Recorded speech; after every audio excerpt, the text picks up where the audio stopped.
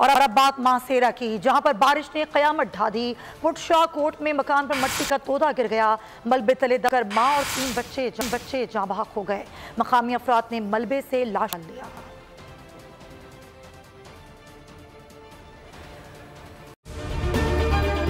अगर आपको ये वीडियो पसंद आई है तो हमारे चैनल को सब्सक्राइब करें और बेल आइकन पर क्लिक करें।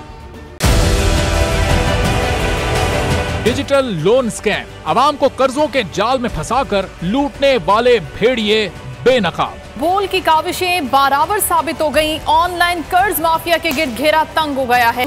बोल ने दिया अपने आवाम का साथ, उठाई इस स्कैम के खिलाफ आवाज। बोल की डिजिटल लोन स्कैम के खिलाफ आगाही मुहिम की सबसे बड़ी ट्रांसमिशन 59% आवाम ने देखी अपनी स्क्रीन पर, क्योंकि बोल है पाकिस्तान का नंबर 1 न्यूज चैनल। सब्सक्राइब करें और बेल दबाएं ताकि कोई खबर रह न जाए।